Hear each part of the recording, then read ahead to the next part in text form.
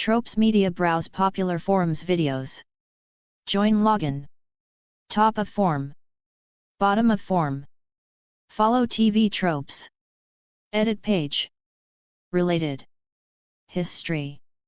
Discussion. To do. More. Follow. Dandadan. Characters. Manga. Awesome. Characters. Fridge. Funny.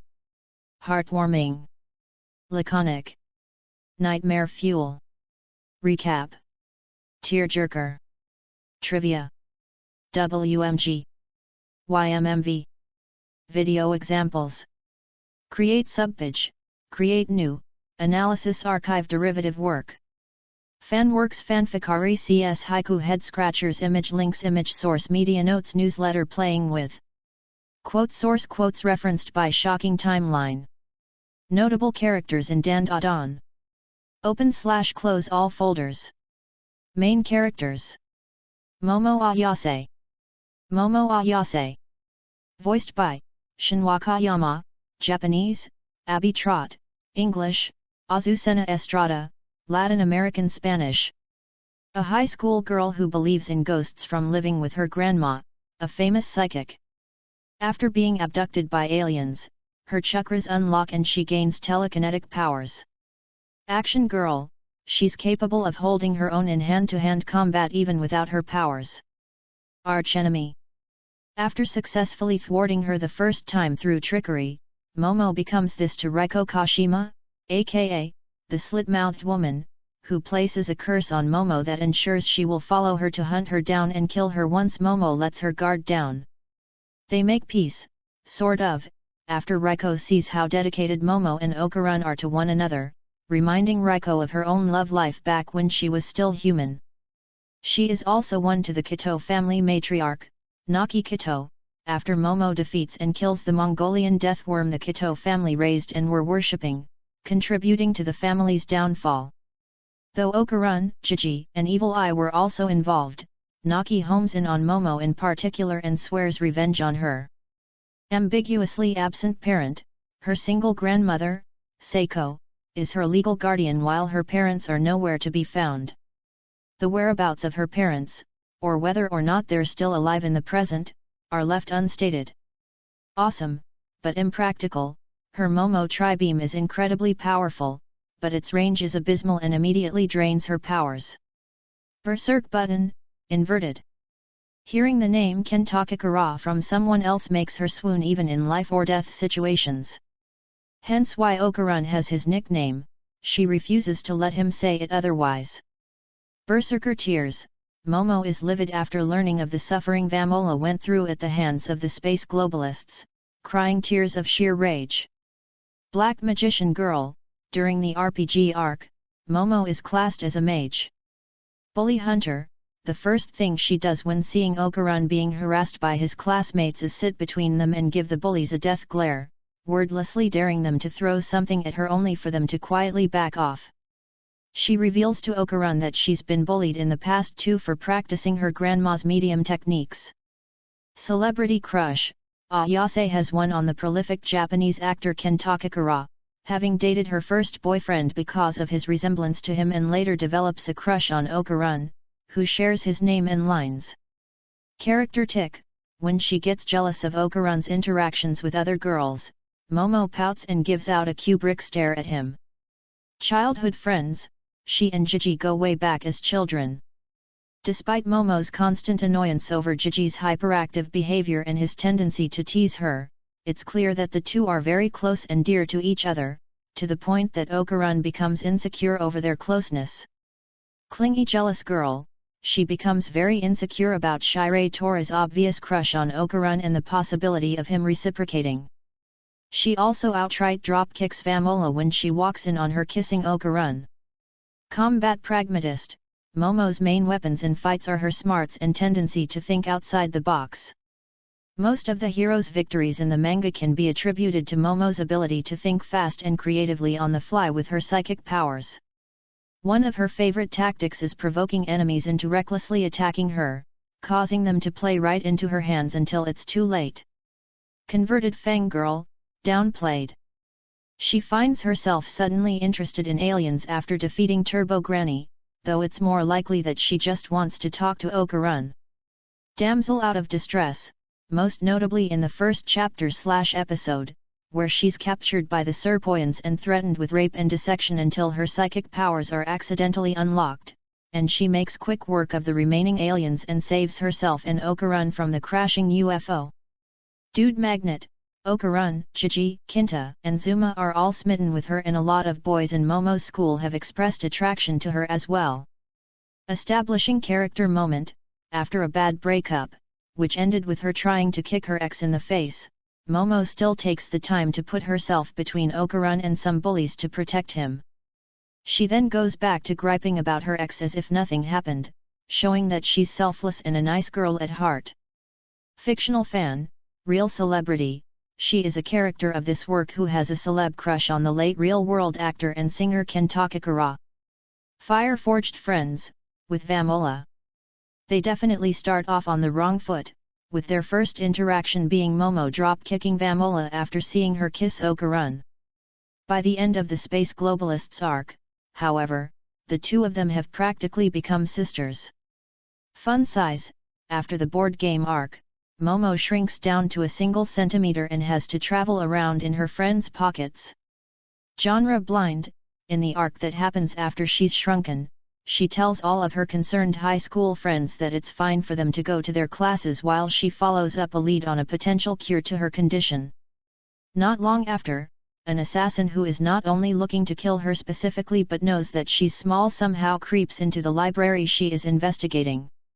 Good is not nice, she's crass and quick to resort to violence upon the smallest of triggers but is unquestionably heroic and selfless. Despite not being a conventional good girl, her heart is always in the right place when it matters. Kiru girl, she tends to dress in Kaggle fashion, and she wears a very short skirt and loose socks with her school uniform. Two of her friends are also gals, with one of them wearing Manba-style makeup.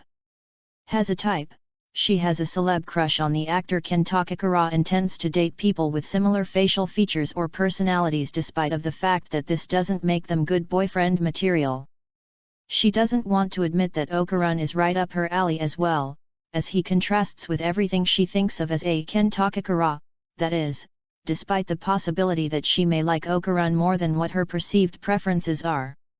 He's not my boyfriend, the general reaction Ayase has when people rightfully call her out on her obvious crush on Okarun. Heart is an awesome power.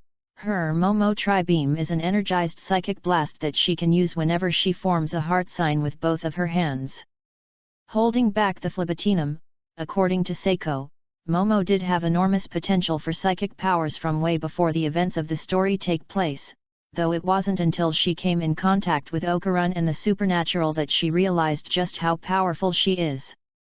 Hourglass plot, the manga's opening arc Okarun has him losing his testicles to Turbo Granny. Many jokes are made at his expense. Over 150 chapters later at the conclusion of the Danmanra arc, Okarun's balls are returned to him at roughly the same time that Momo is shrunken to doll size.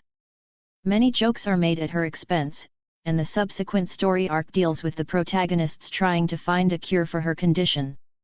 Jerk with a heart of gold, downplayed, though somewhat confrontational, hot-headed, and stubborn, Momo strives to approach people without malice or prejudice.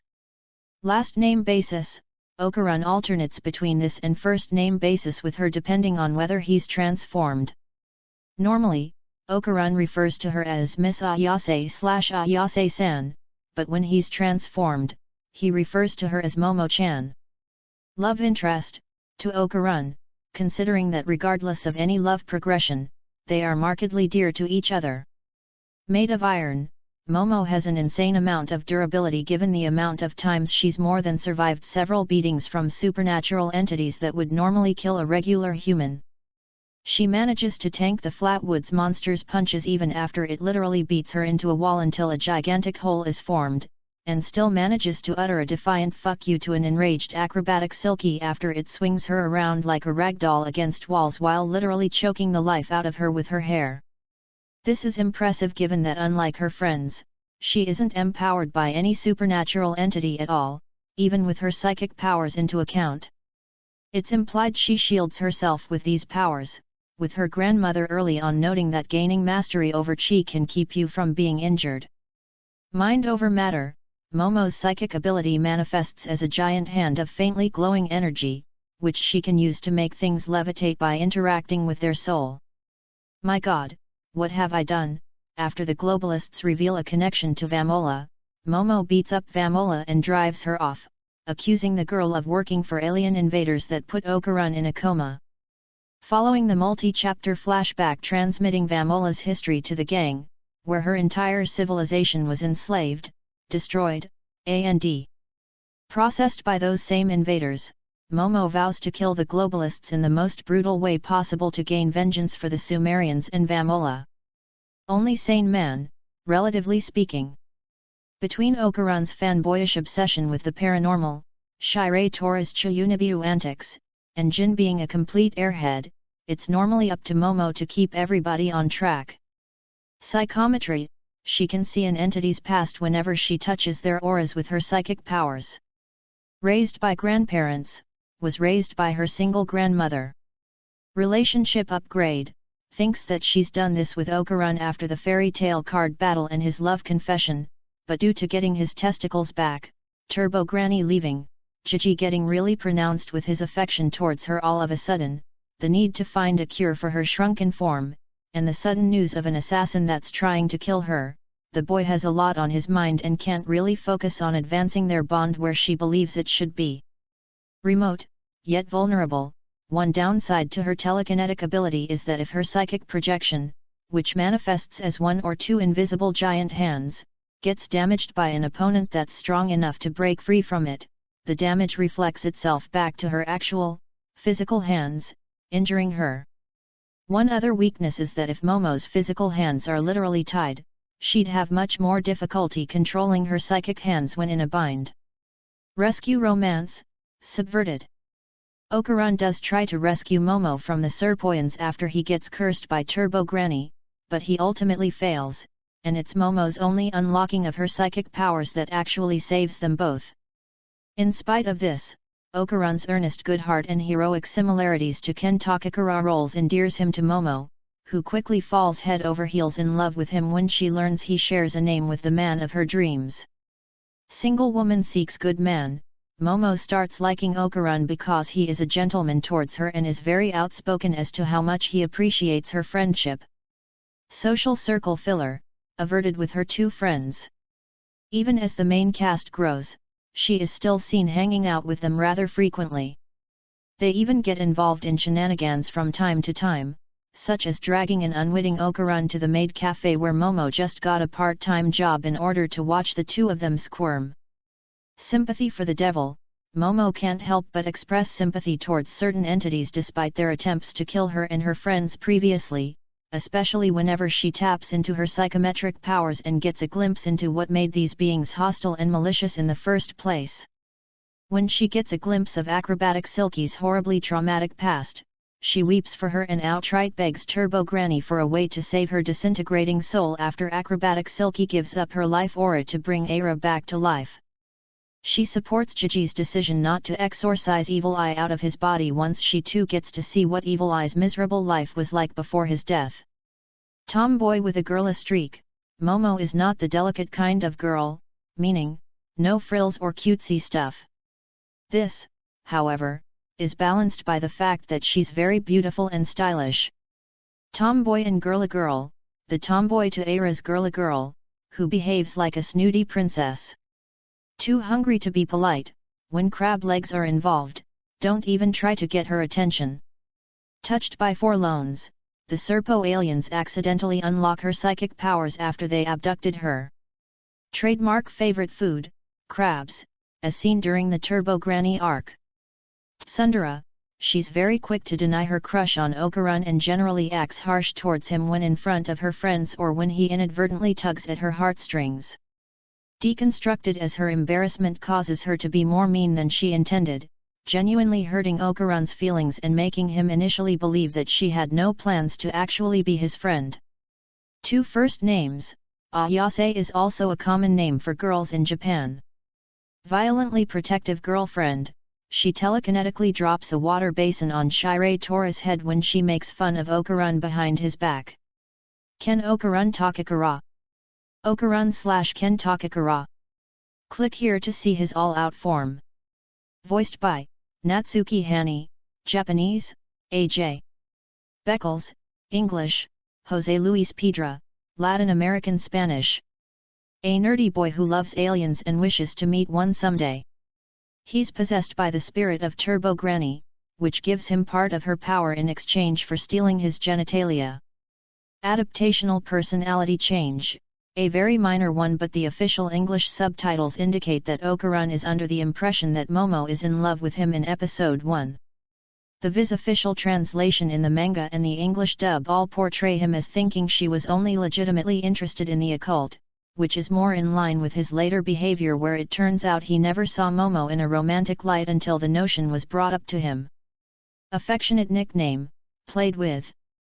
Momo refers to him as Okarun, which is a play of occult kun.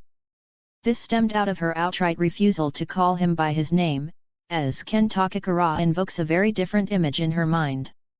Eventually, it becomes a more affectionate nickname, as Okarun endears himself to her. Astral projection, an ability of the Turbo Granny which he gains and uses while in a coma, due to the injuries caused by the space globalists.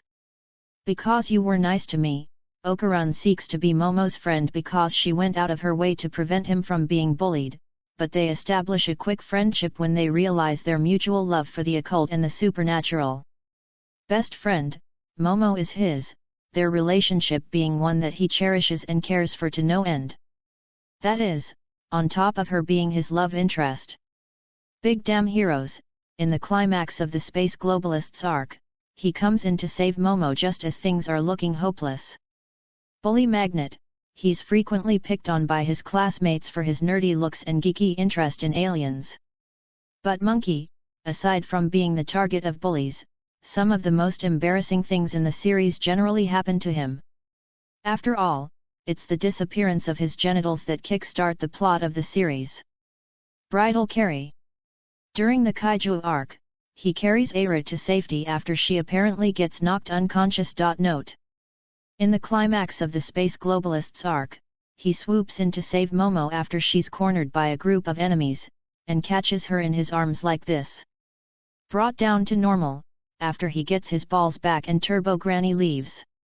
When Count Saint Germain tries to steal his abilities in the following arc, the man is shocked to find that there's nothing for him to take. Catchphrase, "I'm an awkward fellow," a famous line from a commercial Ken Takakura, the actor, starred in. Momo always gets flustered when he says it. Character tick, Okarun has a habit of adjusting his glasses from the outer rims every time he either talks seriously or is nervous. Charles Atlas superpower, despite willingly returning Turbo Granny's powers to her upon finally getting both of his nuts back, he is somehow so athletic that he casually outperforms everyone else during his school's physical education tests, surprising everyone including himself. As it turns out, fighting for your life against ghosts and aliens every day makes for great physical exercise.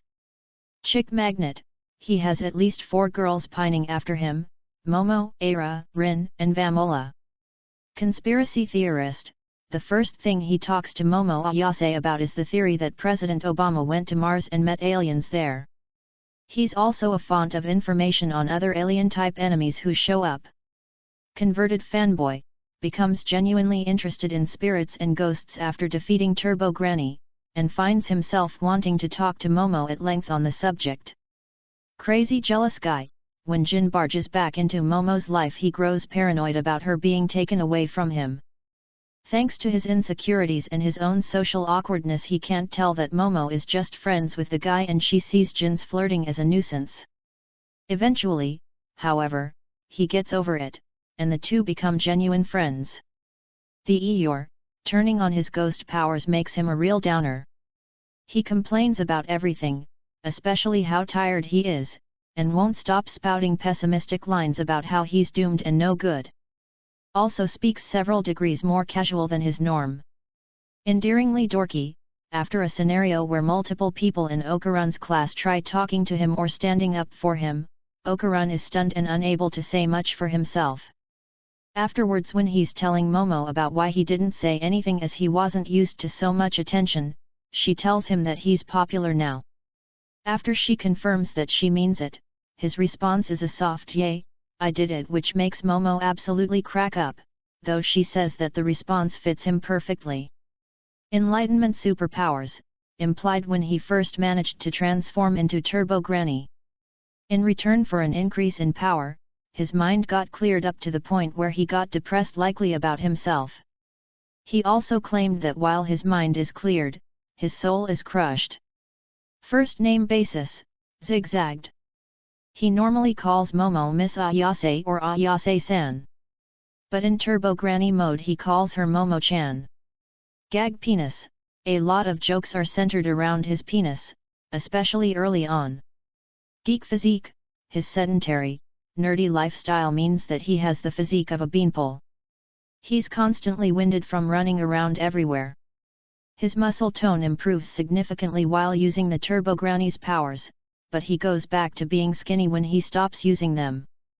After he returns Turbo Granny's powers back to her, he becomes incredibly athletic, beating even the jocks of his classroom in track and field. The heart, he's very much the emotional core of the gang, with everyone being on good terms with him.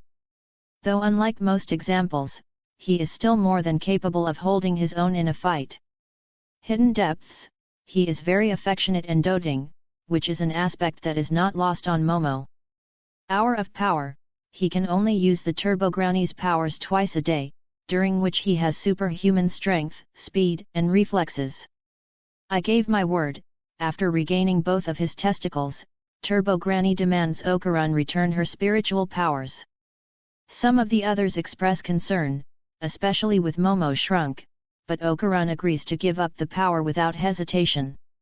I just want to have friends. The reason why he's so obsessed with aliens is due to him coming to the conclusion that he's such an outcast that only extraterrestrials will be willing to give him a chance. He's proven wrong by Momo's companionship and is so ecstatic about having a first friend that it's only later that he begins to see her in a romantic light. In series nickname, Momo refers to him solely as Okarun because his real name is the same as her celeb crush and saying it flusters her.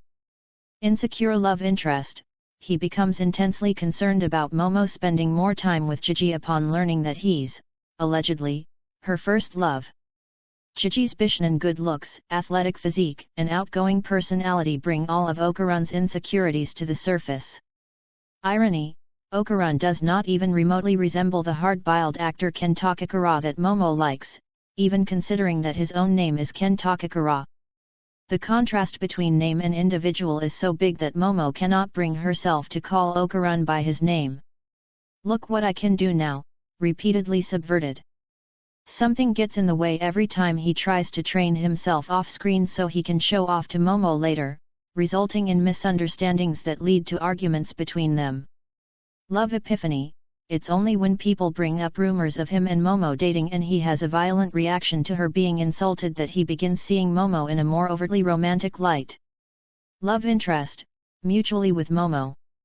Named after somebody famous, he shares his name with the Japanese actor Ken Takakura, and it's even written with the exact same kanji. Momo refuses to call him by his real name because of her crush on the actor. Nerd glasses, wears enormous round glasses at all times. Scary shiny glasses, the same huge glasses that give him a nerdy, childish appearance in his normal form make his Turbo Granny form look cold and threatening. Significant haircut, ever since he started wielding the power of the Turbo Granny, his hair became frizzy. As the series goes on, he no longer has the nerdy bowl cut he started off with, instead having consistently messy and curly hair that sticks out all over the place. Significant name overlap, he shares the same name as the famous actor in Ayase's Ideal Man, which does not help with her trying to avoid her developing crush on Okarun.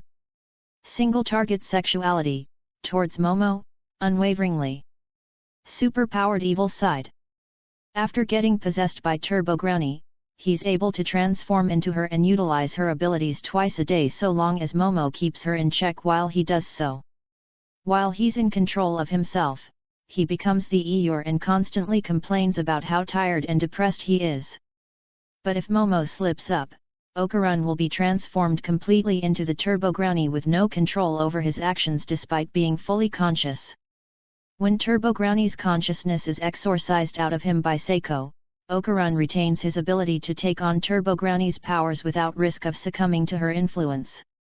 But this state is also implied to remove some of Okarun's own inhibitions, speaking casually to both Momo and Shiratori by calling them by their first names and using much coarser language overall. Super speed, being possessed by Turbo Granny makes him equally fast, allowing him to sprint at speeds of 100 km per hour and turn on a dime. Telephone teleport, a secondary skill of his astral projection abilities which he can also use through power lines, however he doesn't seem to have control of where he ends up, unless the phone is connected to someone on the other side. It can also be done while in the real world when he moves in a lightning form. Took a level in Badass, Okarun later finds out that thanks to all the adventures he's been on since gaining Turbo Granny's power, his physical strength had naturally increased to the point where he ends up being one of the most athletic kids in his class. Touched by Forlones, he gains a fraction of Turbo Granny's spiritual power while she possesses him. Her power remains in him after her consciousness is relocated to a Maneki Nico figurine, allowing him to keep it. Unskilled, but strong, when using Turbo Granny's power, he's insanely strong and fast, but he isn't very good at actual fighting since it's unfamiliar to him. Use your head, Okarun's signature move is an E-Honda-style headbutt. Weak sauce weakness, the Turbo Granny can't swim, meaning that Okarun can't use his powers while submerged in water. Why can't I hate you? He's understandably jealous of Gigi when he starts getting close to Momo. When he gets to know Gigi better and realizes that he's a genuinely nice person, he internally questions why Gigi couldn't have been more unlikable.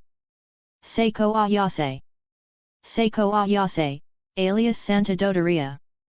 Voiced by Nana Mizuki, Japanese, Carrie Walgren, English, Carla Falcon, Latin American Spanish. A local TV psychic and Momo's grandma, whom she lives with. An expert on the supernatural who borrows power from a local god to perform exorcisms. Sporting an absurdly youthful appearance, she still behaves like the cantankerous old lady she actually is. Absurdly youthful parents, grandparent. Shiratori mistakes her for Momo's sister. Anime hair, her hair is in a huge vertical braid that looks like a broom. Barrier warrior, her powers involve the creation of magical barriers through talismans or drawing with the paintbrush hidden in her baseball bat. These barriers are incredibly harmful to yokai who try to cross them. Batter up, prefers to fight with a baseball bat. The end of it is actually a cap for a big paintbrush that she can use to create magic circles. Big damn heroes, she comes in to save Momo and Manjiro from the evil eye in the climax of the Haunted House arc alongside Mr. Shrimp and Taro. They manage to capture the evil eye pretty quickly. Commander Contrarian, her default response to most proposals is no, which is something of a running gag, as it shows the effects of the crankiness of her old age, even though she doesn't show it. The comically serious, her mood tends to go from bored to slightly miffed. Cool old lady, she's a source of security for Momo and her friends. Domain holder, she borrows her spiritual powers from the local god of her city, meaning she can't use them outside of that area. This notably doesn't stop her from contributing to taking down the evil eye at the Haunted House arc's close, being quick enough to dodge the yokai's assault and clobber him with her bat. Eccentric mentor, for Momo, Okarun, Gigi, and Aira, who rely on her support to cope with their powers. Foil, to Turbo Granny, in terms of mentoring the young uns. Albeit she dispenses sage advice, while being less confrontational than Turbo Granny, she's more stubborn and dismissive. Ignored expert, Momo refuses to listen to her advice until she comes face to face with undeniable proof that the supernatural world exists. I reject your reality, doesn't believe aliens exist even when Momo tells her she was abducted by them. When she's actually confronted with aliens, with one even owning its own spacecraft and leaving on it, Seiko is convinced that it's all the supernatural instead. Jerk with a heart of gold, she's blunt and can seem uncaring and unkind, especially to Momo at times. We see however that she develops a close relationship with Turbo Granny in the Omake chapters, and takes the various kids under her roof to help them develop with no expectation of repayment. Okuran even tells Gigi that she's inspired him after she turned down his offer of money and instead implored him to pay the kindness he's received forward to help others, stating that's what being in it together really means. Maiko, she and Momo live at a Shinto shrine, and she's also a spirit medium who borrows power from a local god to perform exorcisms, which ties into how Maiko historically served as shamans. While she prefers to dress in contemporary clothing in the present day, flashbacks to Momo's childhood show her wearing the traditional Maiko's outfit of a white kimono and red hakama. Mum looks like a sister, she looks young enough to be mistaken for Momo's older sister rather than her grandmother. Ms. Fanservice, she has a navel-deep neckline, and a number of shots emphasize her rear along with her choice in outfits typically displaying her legs. Mystical white hair, either due to age or her powers, she has white hair. Not so phony psychic, she uses her psychic powers to guess that an idol is 27, is married with children, and that his favorite food is curry. He tells her that he's 20, single, and his favorite food is ramen, and everyone in the studio laughs at her. Come the end of the chapter and the entire world sees she was right all along. OOC is serious business. She and Momo regularly snipe at each other, but on occasion Seiko displays genuine worry over her granddaughter's safety. After the fiasco with the worm and the evil eye, she uncharacteristically apologizes to Momo, Okuran, and Gigi for nearly getting them killed. Older than they look, she's Momo's grandmother and yet has such a youthful appearance. Aira believes she's actually Momo's older sister and not her grandmother. Gigi had apparently always assumed she was Momo's mother and is shocked when he hears her referred to as her grandmother. She does have the crabby attitude of a stubborn grandma, though. Old master, her looks aside, Seiko's powers and expertise are the real deal. She provides a great deal of exposition on how supernatural powers work and the rules involved in dealing with them. Perpetual frowner, she's no smiling cookie. Unless she's watching Bakatono. Put on a bus, she and Turbo Granny are missing in action for most of the Space Globalist arc on account of them being on a business trip. Though Okuran does run into them briefly partway through the arc. Silver Fox, she's a markedly beautiful woman with an absurdly youthful appearance for her age. She's quite popular as well, with a number of older men asking her for dates during the Ombudsman exorcism. Smoking is cool, she's constantly smoking cigarettes, and is a pretty cool lady. Team Mom, she's the primary voice of authority in the gang. Troll, if she sees an opportunity to tease her granddaughter, like the very real idea that she has a crush on Okuran, she'll probably take it. Aira Shiratori. Aira Shiratori. Click here to see her acrobatic form. Voiced by Ayana Sakura, Japanese, Lisa Reimold, English, Fernanda Gastelum, Latin American Spanish. A student at Momo and Okuran's high school. A vain, popular girl who thinks that Momo's secretly a demon and she's been chosen to protect the world from her. Alpha bitch, Shiratori is proud of her own beauty, treats being nice to people as noblesse oblige, and spreads a bunch of nasty rumors about Momo after she telekinetically clobbers her with a pan. She's not particularly good at being effectively mean, though. Badass adorable, all things considered Aira is pretty cute, especially with her Chiyunibihu traits and over-the-top crush on Okuran. She also becomes quite an adept dance battler after acrobatic Silky's aura is transferred to her. I was specifically chosen to protect world peace. 'Cause I'm cute to the max. Because you were nice to me, albeit it takes her a while, she's not a stranger to Momo or Okuran's kindness, so she aims to reciprocate. The problem comes from the fact that she's still pretty insufferable. Beauty equals goodness, Shiratori fully buys into the idea that her popularity and cuteness is what objectively makes her pure and the one chosen to save the world from the demon Momo. Betty and Veronica, the Betty to Momo's Veronica, as Eira's a popular girly girl while Momo's more of a delinquent tomboy. Character development, introduced as an alpha bitch, her experiences with Momo and Okarun lead her to repent and bombard her own popularity at school by admitting that she made up rumors about Momo. Chiyunobu, Momo outright calls her this when even after they saved her from acrobatic Silky and brought her back to life, she declares her belief that Okarun and Seiko are both demons and Momo is controlling them. Cloud Cuculander, the looniest of the main cast, obsessed with being the chosen one and is in general rather airhead. Curtains match the window, she has pink hair and dark pink eyes. Cuteness proximity, when Momo shrinks down to a single centimeter, Eira finds her absolutely adorable and takes to dressing her up like a doll, much to Momo's chagrin.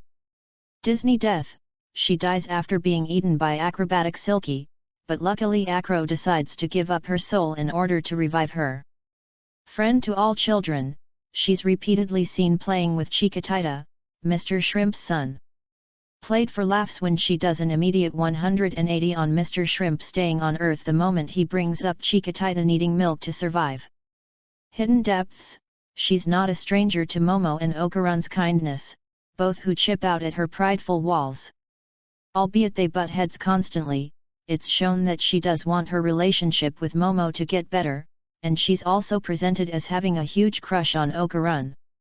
History repeats, her attempt to strike at the invisible, to her, gnomes in Chapter 171 with a powerful area of effect attack gives them a chance to constrict her hair and set it ablaze, not unlike the fate that befell acrobatic Silky. Hopeless suitor, Eira is absolutely head over heels for Okarun, but he only has eyes for Momo.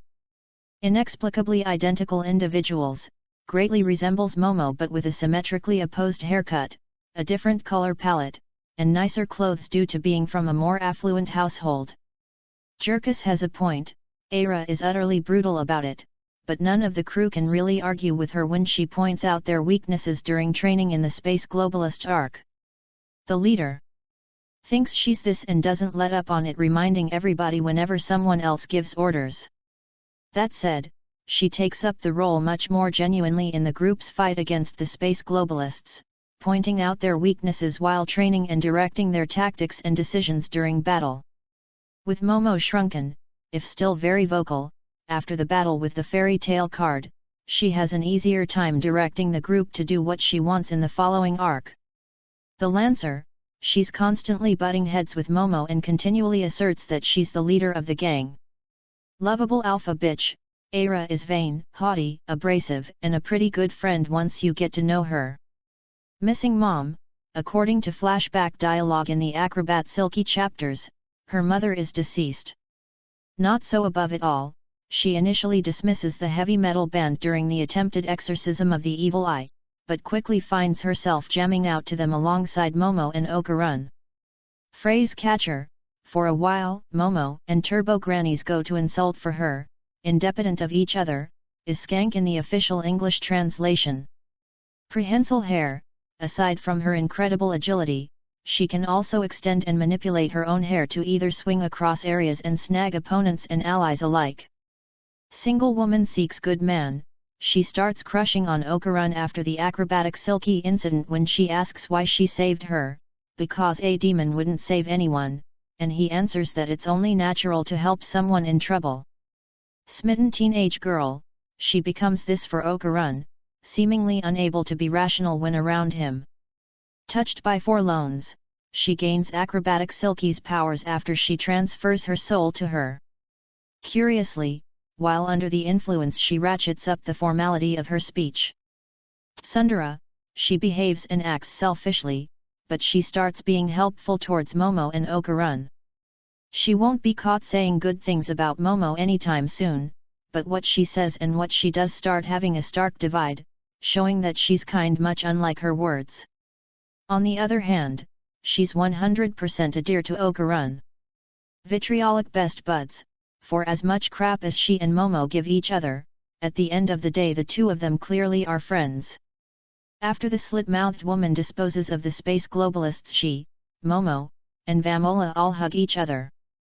Weak, but skilled, using the acrobatic Silky's powers gives her insane acrobatic skill and prehensile hair, but she lacks the power to finish off her enemies, giving the Serpoians a chance to recover and use their psychic powers on her. She gets around this while fighting the space globalists by morphing her hair into drills around her kicks. What you are in the dark, following the Loch Ness Monster fight, and Momo, Aira, and Okuran ending up varying degrees of naked in the school corridor, Aira goes back to her class, telling them she doesn't want to talk about what happened. Her classmates suggest it was Momo's fault, blaming it on her being jealous of Aira's beauty and talking about how she'll sleep with anybody male and how they should get payback, only for Aira to admit of her own free will that she made that up and tell them to stop bad-mouthing Momo.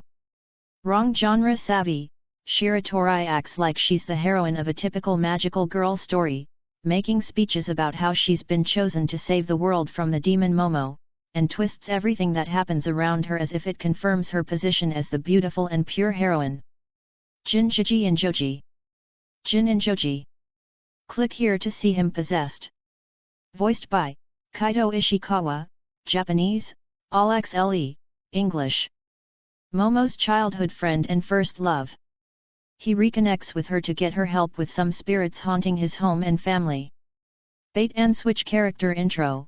When Jiji first shows up and is introduced by Seiko as Momo's first love, Okuran nervously thinks that he must be cool, tough guy, only for the very next page to show that he's every bit as goofy as the rest of the cast. Betty and Veronica, the athletic, extroverted Veronica to Okuran's geeky and introverted Betty. The big guy, the tallest and physically strongest of the party. Briefs boasting, his powers granted by being possessed by the evil eye tend to destroy his clothing when active, leaving him in his tidy whities. Given his muscular physique, this is also played for fan service. Calling your attacks, invoked. His evil gun becomes much more powerful once he names it mid-fight. Chick magnet, all the girls in his class begin blushing as soon as he introduces himself. Those who weren't impressed were quickly won over by his charms, as Momo's friends unfortunately attest. Clothing damage, using the powers of the evil eye or letting him take control destroys his outer clothes and leaves him in his underwear. Demonic possession, his body is completely taken over by the evil eye after he frees it from containment above Turbo Granny's warnings. Evil eye then declares his intentions to kill all humans with Jiji's body. Dogged nice guy, beneath his corny affections and enthusiasm, it's shown that Jiji yearns for Momo and doesn't quite like how close she's gotten to Okuran. Early bird cameo, he appears in a flashback as one of the people who bullied Momo for performing the ritual to ward off spirits. Ice cream, Momo, in a fit of suicidal mind control, gashes his eyelid with a piece of glass when he tries to stop her. The evil eye heals it when he possesses him. First love, Seiko calls him as much, but Momo questions if they were ever really that close during childhood, especially when he was one of the many kids who bullied her. That said, you can see young Momo blushing and hanging on his every word during flashbacks to their childhood. First name basis, he calls Momo by her first name, something that ends up bothering Okuran. Full frontal assault, once Okuran tames the evil eye, he takes off his underwears and goes completely naked in public, as he mentions that the underwear truly wants to kill all humans and is not on board with the idea of only trying to kill Okuran. Fun personified, Jiji's a total goofball who's constantly running his mouth and joking around.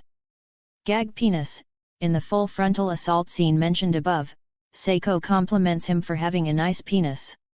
Hidden depths, he admits to Momo in chapter 92 that he's not as much of an airhead as he comes off, as he thinks he can only talk normally to Momo if he's joking around. Huge guy, tiny girl, he towers over Momo. Idiot hair, has a prominent cowlick in front of his hair and can act rather foolish when excited. Involuntary shape-shifting, while possessed by the evil eye, Jiji transforms whenever he gets into contact with cold water and needs warm water to get back to normal. Just friends, with Momo, who doesn't quite show any particular romantic attraction towards him. Zigzagged in that Jiji is heavily implied to still have some feelings for Momo. Kamehameha Doken, in the Space Globalists arc, he learns how to shoot a blast of psychic energy. He almost calls it the Kamehameha, but decides on evil gun at the last second. Keat, Jiji is just full of energy whenever he speaks and incredibly athletic to boot. His house is near the top of a steep hill and barely looks winded when Momo and Okuran are keeling over from having to run up so many stairs. Key manipulation, Jiji learns to use this ability under Seiko's tutelage to make up for Evil Eye being so unwieldy as a ally. Large Ham, the guy loves being dramatic and making random poses just for the sake of it. Mr. Fanservice, whenever the Evil Eye takes control, all his clothes are immediately blasted off his body, leaving him wearing only his tidy whities and showing off his muscular physique. When he ends up completely nude in front of Momo, Aira, and Hana, all three of them look away in embarrassment. Muscles are meaningful, he's far more athletic than Momo or Okuran and has the muscular physique to match. My god, what have I done? He's left horrified when he sees that he nearly killed Momo while under Evil Eye's possession in chapter 56.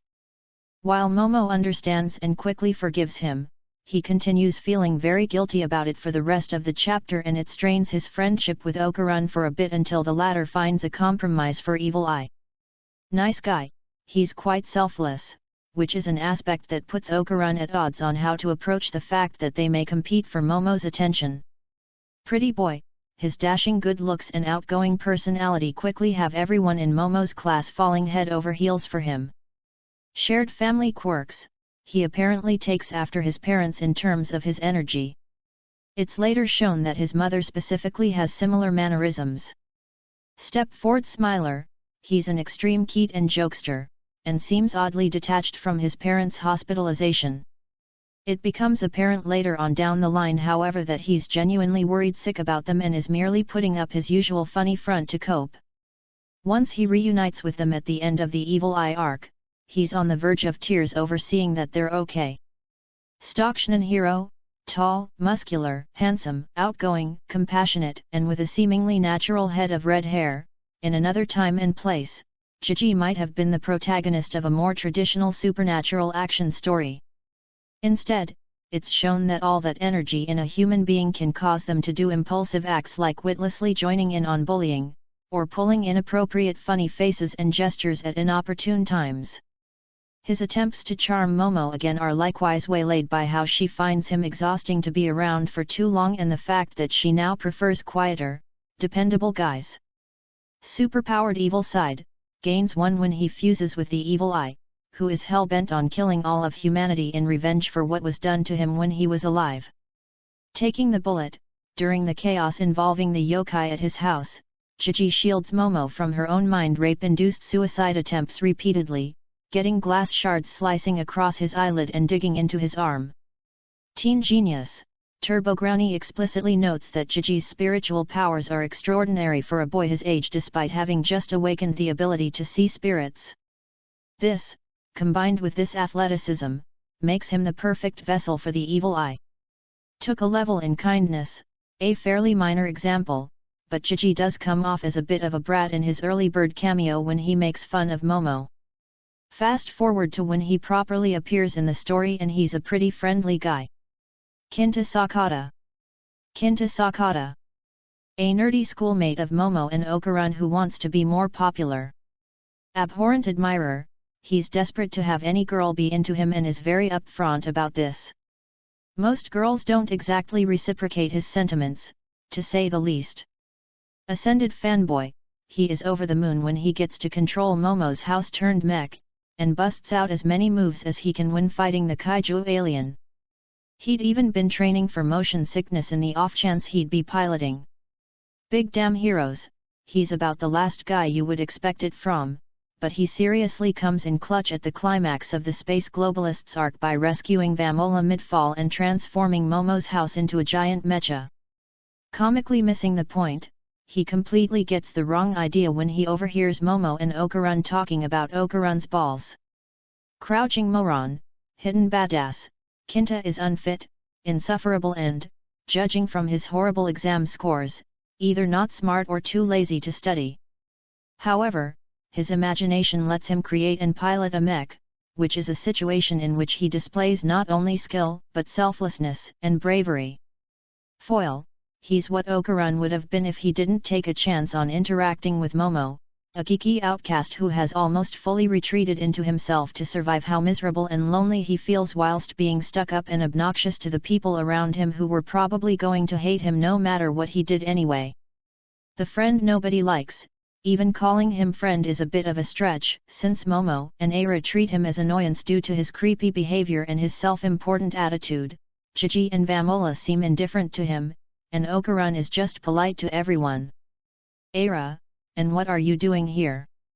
Sakata, how mean. I'm a member of this group too, aren't I?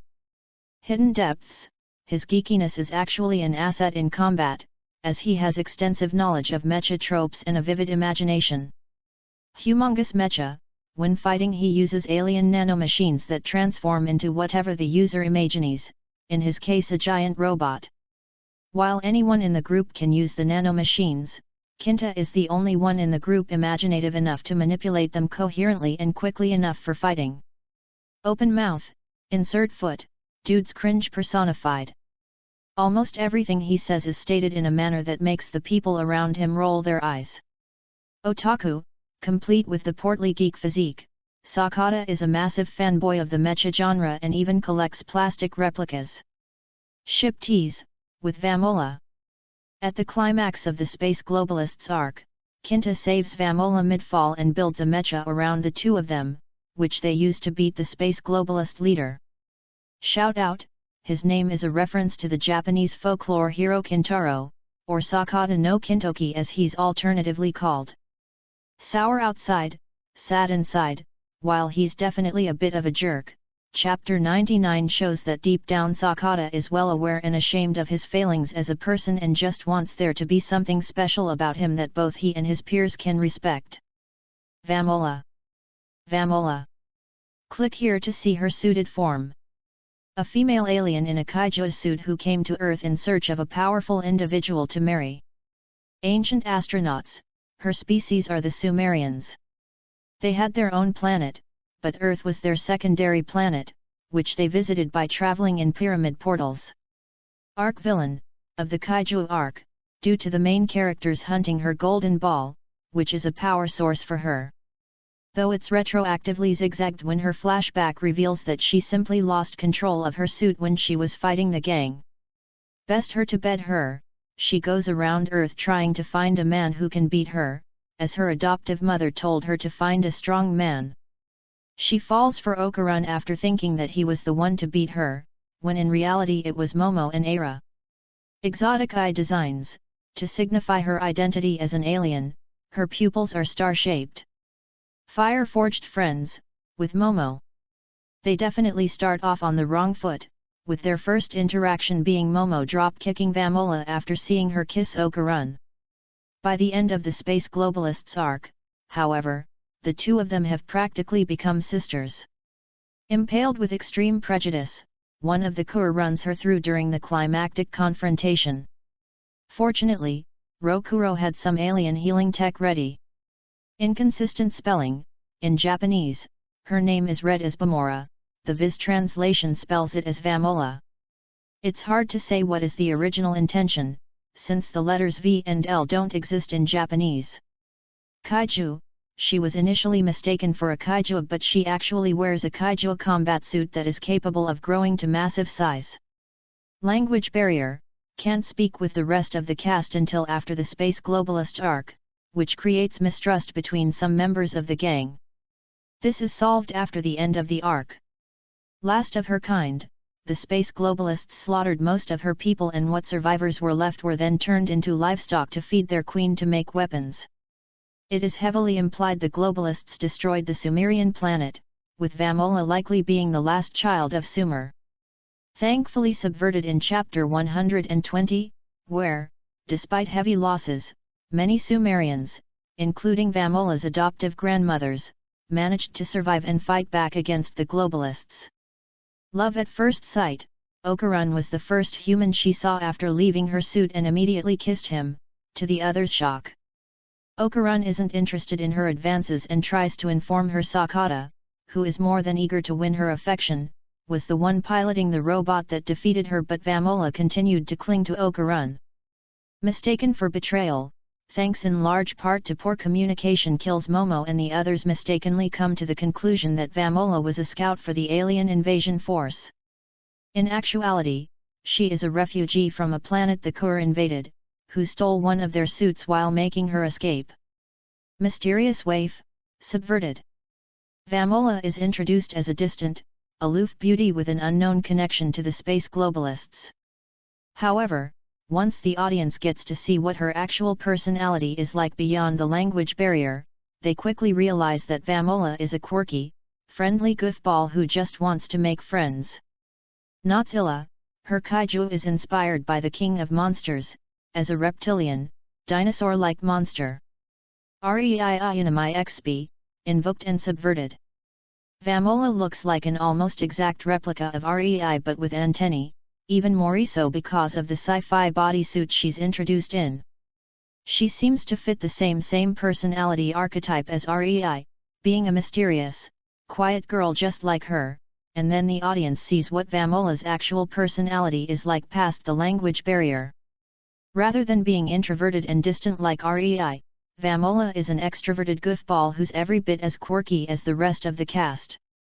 Rubber-forehead aliens, her only inhuman features are her eyes and antennae, with her otherwise looking just like a human, which is why Seiko, unsurprisingly, doesn't believe she's an alien. Ship tease, with Kinta. At the climax of the Space Globalists arc, Kinta saves Vamola mid-fall and builds a mecha around the two of them, which they use to beat the Space Globalist leader. Size shifter, her suit allows her to change from its normal size, about the size of a tall human, to a full-fledged kaiju monster. Tragic keepsake, her kaiju suit is made from the converted matter of her species' survivors, and resembles their patron god.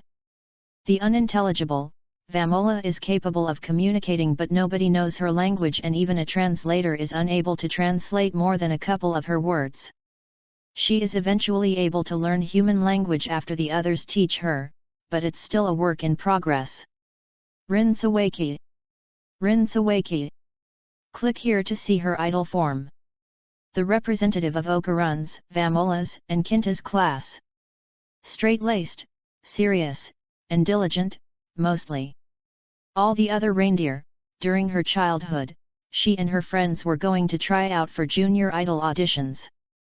However, Rin ended up having to look after her grandmother that day due to her mother being busy with work. She tried to explain to her friends why she couldn't make it, but they refused to hear her out and ostracized her. Covered pervert, she has some interesting thoughts upon thinking that Okarun and Turbo Granny are vampires. Did I just say that out loud? Said thoughts apparently transmit directly from her imagination to her mouth. Disappeared dad. Her father passed away when she was at a young age. Early bird cameo, Rin is introduced as an unnamed background character, but becomes a more prominent character following the Space Globalists arc.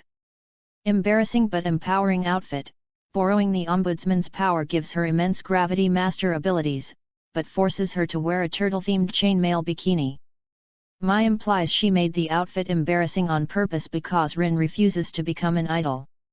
Heartfelt apology, after Momo risks her life to help Rin's dilemma with the Ombudsman, and having seen her kindness up front, Rin sincerely apologizes for her previous hostile behavior towards her, as she admits that she once thought of Momo as a troublemaking punk who was out to pick on Okarun.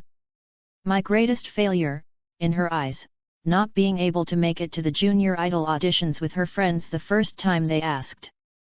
When her friend Mai was too nervous to audition without her, and Rin agreed to come after a call from her mother, both Mai and her mother would end up killed in a car accident on the way to pick her up, resulting in Mai seemingly haunting Rin as an ombudsman in the present. Reluctant fan service girl, in contrast with her normal school uniform having an ankle-deep skirt, her superpowered form gives her a ridiculously skimpy outfit, which she does not appreciate in the slightest. Stress vomit. She starts to get the heaves during the high-speed float chase through void space. The pursuing angry spirits surely did not help. Transformation sequence. the fact that Mai is possessing Rin means she can pull a cool supernatural costume switch, too. With Mai's influence, it has a bit of a theme. Friends and allies. Turbo Granny. Turbo Granny. Click here to see her sealed form. Voiced by Mayumi Tanaka, Japanese, Barbara Goodson, English, Rebecca Patino, Latin American Spanish. A fearsome spirit who looks like an old woman and who can run at 100 km per hour. Arc villain, of the Turbo Granny arc, as you might have guessed. She then becomes an ally of sorts to the protagonists, but doesn't do a real heel face turn in doing so. She just has nowhere else to go. But now I must go, leaves the Ayase household in chapter 165 after Okarun gets his balls back and her power is returned to her in turn. Dirty old woman, she is very interested in male genitalia, offering to suck off Okarun when she meets him. She completely drops this trait later on, though. Discard and draw, her sealing made her lose her original powers, but being put into a Maneki Nico gave her some ability to manipulate luck. Domain holder, she's unfathomably powerful so long as she stays within the bound spirit's territory. Dub name change, her name in Japanese is Turbo Baba, with the English version using the closest equivalent to the latter half. This translation is shared for the character of the same name in Shin Megami Tensei. Even evil has standards. When Momo presents her with the golden ball from Vamola's suit, Granny senses something particular evil about, calls it filthy and tells Momo to get it out of her sight. Evil old folks, a cruel and vindictive spirit who looks like an old woman wearing traditional clothing. Exact words, Momo says she must count to 10 minutes before she can chase after her and Okarun. So Turbo Granny counts to 10 minutes, skipping whole minutes, in a few seconds since Momo didn't specify how to count to 10 minutes. Foil, to Seiko Ayase, as Turbo Granny may dispense sage advice as well, but in a more rude and violent way, and mostly for self-benefit. She's also not shy about calling people idiots to their faces. Fusion Dance, has fused with a bound spirit, and if separated for any reason, it will do whatever it can to refuse with Turbo Granny. Hidden Depths, Seiko mentions that Turbo Granny always appears near the death sites of girls who died horribly in what seems to be a display of protectiveness, though she would never admit it. I am not left-handed. Upon regaining her powers after she fulfills her end of the bargain of restoring Okarun's balls, Turbo Granny showcases her true power as a show of intimidation for a moment, which causes a panic in thinking she's going to attack them just from the menace of her aura alone, but she gave her word and immediately leaves them all be. I gave my word. When Okarun gets his balls back and her power is restored to her, Turbo Granny keeps to the exact words of their deal and immediately leaves the premise of Ayase household in spite of showing them her true power for a moment despite all they have been through at that point. Kind-hearted cat lover, the first ed shows her, in her lucky cat form, finding an abandoned kitten on the streets and taking it in, becoming close by the end of the animation, and teaching it to bust a move. Little stowaway, she sneaks into Okarun's backpack to be brought to school, and later Momo's backpack to tag along to the hot springs. Logical weakness, since most of her power comes from being fused with a spirit bound to a location, leaving said location causes her power to drastically lower. Maneki Nico, after Momo and Okarun defeat her, Seiko seals her inside a traditional Maneki Nico doll. The Napoleon, her real form isn't any taller than Okarun and she's trapped in a 5-inch tall Maneki Nico doll. She just as aggressive no matter what the shape is and the latter doesn't stop her from picking fights. Nightmare face, when in a villainous mood her face twists and elongates and her eyes stretch and bulge. Nobody calls me chicken. One way to stop her from immediately killing you is to challenge her to a race or a game that involves speed. She takes great pride in her speed and won't turn down any challenge. Pet the dog. The volume extras, and first ed, show Turbo Granny adopting a stray kitten out in the rain and keeping it warm and well fed. Seiko speculates that Turbo Granny was consoling each of the collective spirits that made up the bound crab spirit, since they were unable to pass on after their murders. Apparently, Every encounter that spirit mediums had with Turbo Granny were near spirits of the girls. Precision F strike, she calls Momo a fucking bitch in Chapter 7 of the official Viz translation, a rare F-bomb in a Viz translated manga. She lets out an atomic F-bomb later that chapter when she gets incinerated by Seiko's powers. Sealed evil in a teddy bear, she barely manages to escape being destroyed alongside the crab spirit and possesses Okarun, but Momo's grandma slaps her spirit out of Okarun and into a Maneki Nico figurine. She isn't able to grab her powers on the way, so now she's inhabiting a 5-inch tall doll until Momo's grandma gives her back her powers. Sir swears a lot, she swears like a sailor, and almost everything she says is peppered with insults. Super speed, but of course. She's capable of running at 100 km per hour and doesn't even slow down when turning, which allows her to catch up to a train that's going at 120 km per hour but has to slow down when it turns. Token evil teammate, after her defeat she hangs out with the main characters and sometimes helps them, but she hasn't changed her morals at all. Yukai, described by Seiko as a yukai. In real life, Turbo Baba is a somewhat well-known but definitely newer addition to Japanese mythology, as indicated by her gratuitous English name. Mr. Shrimp. Boxing alien / Peeny Weenie / Mr. Mantis Shrimp. Click here to see his second form. Voiced by Tomokazu Seiki, Japanese. A shrimp-like gig worker wearing boxing gloves. Action dad, he's a single father working to support his son, and he's more than capable of kicking ass. Anti-villain, in sharp contrast to his bosses, he turns out to be a pretty nice guy who only antagonized the gang in order to pay for his son's medical condition. Unsurprisingly, he pulls a heel-face turn after they show him compassion. Because you were nice to me, the main character's group bandaging him up and feeding him curry is apparently the nicest he's ever been treated, and he swears loyalty to them from then forward.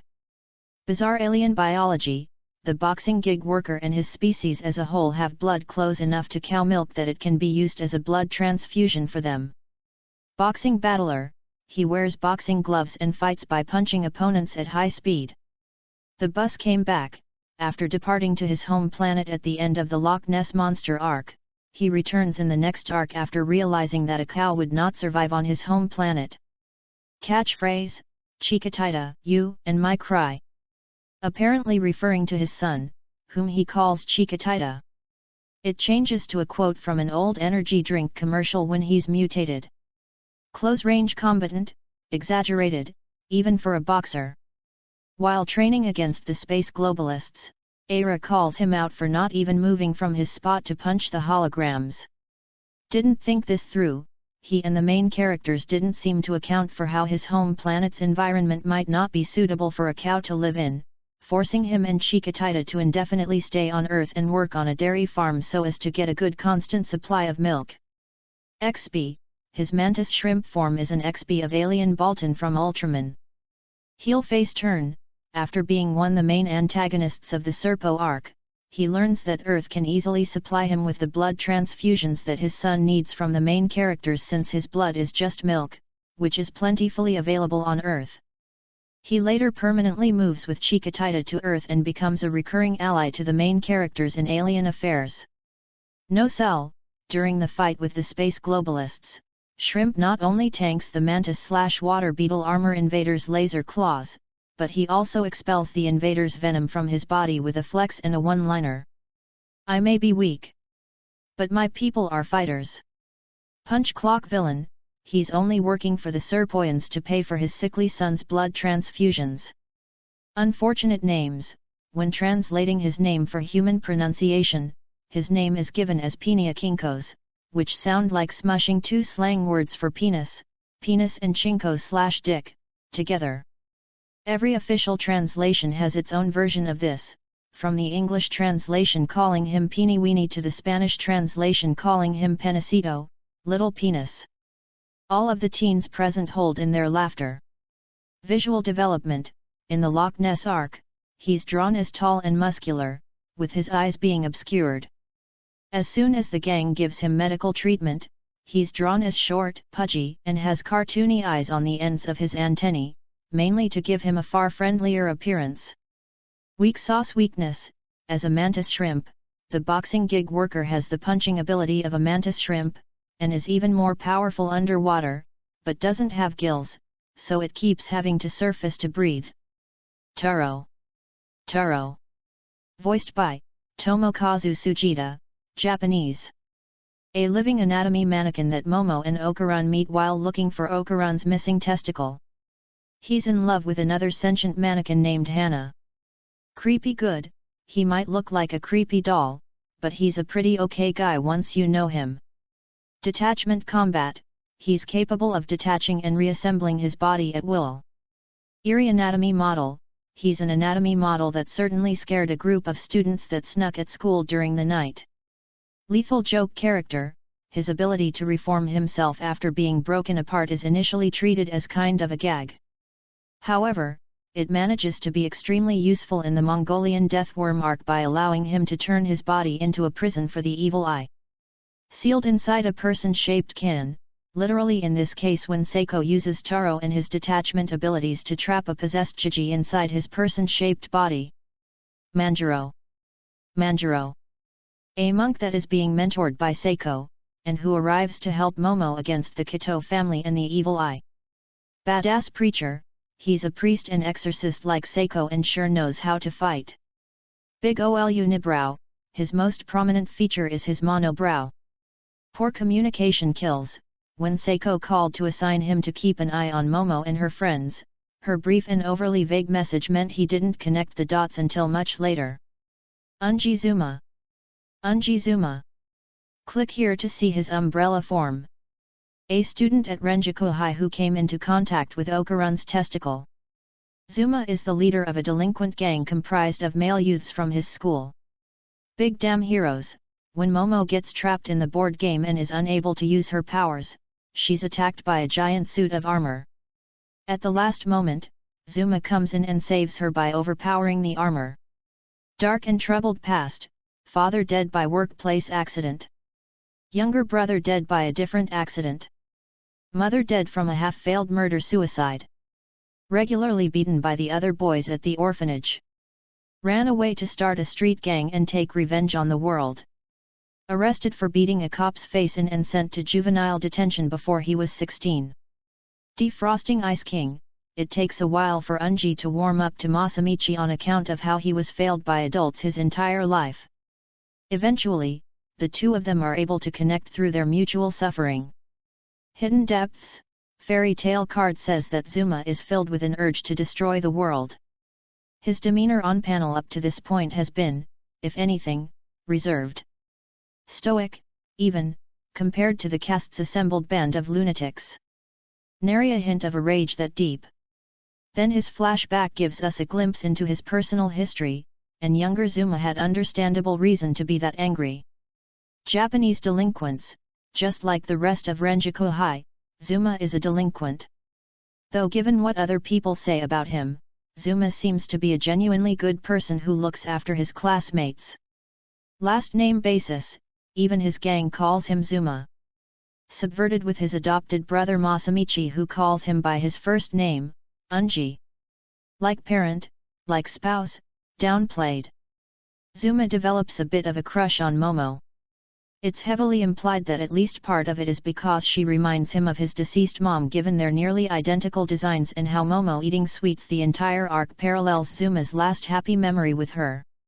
Mundane utility: he uses umbrella-based powers to fight, but they can also be used as normal umbrellas, though considering he can only use 2 before needing to recharge, it's a waste of an use, though his other personality doesn't care so much. One-man army: he wiped out most of the monsters in the haunted diorama board game by himself before Momo was transported in. Parasol of Pain: Zuma's powers are umbrella-themed, possibly implying connection to a Karakasa, which might be his dead little brother. Puna name: Zuma's a kid who got trapped in a supernatural board game, switching out with a man who got trapped for years, from his perspective, as a child. Now sound out his name. Frustratingly, rendering his name in Western order of given name, surname obscures the reference. A shared suffering: him and his adopted brother Masamichi both tragically lost their families, and they're able to form a bond through understanding each other's pain. Tragic keepsake, it's implied that his umbrella-based powers is something of a reminder of his little brother, who loved his umbrella, but died when he was still a child. Weak, but skilled, his powers have some of the strictest limitations amongst the cast at a maximum of 2 activations before needing to recharge. Note, but he makes do by being incredibly capable with his physical skills alone. And unlike other characters using power from yokai, he doesn't seem to have any conflict with the source of his powers and effectively received them for free. The most that happens is his personality changing when transformed. Rokuro. Rokuro. Voiced by Kazuya Nakai. The lone Serpoian survivor of the space globalist/Kur incursion on Earth. Initially approaches the gang as allies of convenience against a common foe, though he grows to respect them over time. Dude, where's my respect? Despite reversing the situation of the Serpoians on Earth and helping drive off the space globalist Kur, Rokuro is cast out for deviating from the Serpoian physical and mental template. Energy weapon, Rokuro's scanner gun emphasize the second word. Good thing you can heal, double subverted. Momo assumed Rokuro would use the regenerative technology the Serpoians have to fix the horrific damage he sustained, only for him to reply that the Kur took it from them, so the damage is there to stay. However, Pini later heals him via a clever application of the construction nanomachines, giving him minor shape-shifting powers to boot. Half the man he used to be, Rokuro spends much of the space globalist arc missing his lower torso and an arm. Healing Shiv, Rokuro deploys some manner of healing substance through his tentacle, saving Vamola's life. Klingons love Shakespeare. While disguised and hiding from Reiko Kashima in a manga cafe, Rokuro pesters Momo to remove the foundation from his face so he can read some manga. Though it's subverted in that he was seemingly trying to lure Momo into a false sense of security so he could attack her when she wasn't looking. It's double subverted when it turns out that Rokuro was actually trying to heal her, indicating that he was actually telling the truth about wanting to read manga. Mook face turn, Rokuro becomes a vital ally for the gang during the Space Globalists arc. Somewhat zigzagged in that it's an enemy mine situation, but Momo at least does seem to consider him something of a friend after he sacrifices himself to save Vamola. However, it's subverted since they go back to being enemies as soon as he turns out to be alive. And then it's double subverted by the fact that Momo's influence caused Rokuro to develop individuality, causing him to get kicked out by the rest of the Serpoians. Rokuro sorta blames Momo for ruining his life. Nominal hero, putting aside the fact that he's a Serpoian, Rokuro just wants to get a decent part-time job, but he keeps getting wrapped up in the gang's adventures. Scars are forever. The face of his human disguise bears marks from the Kur attack that wiped out the other Serpoians. Visually helps to differentiate him. Shape-shifting, Shrimp's incidental efforts to save him merge his body with some of Mr. Ludries's nanoskin tech. This grants Rokuro great control over his corpus, but also alienates him from the rest of the Serpoian uniformity. Villains out shopping. Following the Space Globalist arc, Rokuro gets a part-time job at a convenience store. He is keen on finding better employment. Mai Kawabanga. Mai Kawabanga. A yokai possessing class rep Rin Sawaki. Later revealed to be the spirit of her deceased childhood friend, Mai Kawabanga, transformed into a yokai by her unfinished business. Animal motifs, turtles. Noticeably cuter post-exorcism. Demonic possession, as someone who died filled with regrets during their childhood, Mai has turned into an ombudsman possessing her childhood friend, Rin. She isn't able to consciously remember her memories until she's exorcised, however. Education Mama, variation. Mai wants Rin to be an idol, and nothing else will do. Gravity Master, fully capable of levitating herself and others, or pressing down with an immense weight. Guardian Entity, following the exorcism, Mai's spirit doesn't enter into the afterlife, but instead stays around Rin until she can achieve her dream of becoming an idol. Note. Unlike before, however, her original personality is still there. Officer Masamichi Bega. Officer Masamichi Bega. A police officer from the local station in Kamikashi City. Stone-faced, serious, and dedicated to his job despite the low pay. The anti-nihilist, Bega admits that the world is unfair and unjust. Even so, he refuses to abandon compassion and kindness. I don't want to be beaten by this shitty world. Cool old guy, very much so. Even in his clearly advanced age, he's physically able and can keep up with the very chaotic fights of the series. Family of choice, he became Zuma's guardian after learning about his background. Heartbroken badass, his wife and preschool daughter were killed by a man lashing out on anything that had happiness because he viewed the world as a rotten place. Red Baron, Bega the Demon, for his martial arts prowess and stern demeanor. A shared suffering, he and Unji both tragically lost their families, and they're able to form a bond through understanding each other's pain. Shout out to Street Fighter.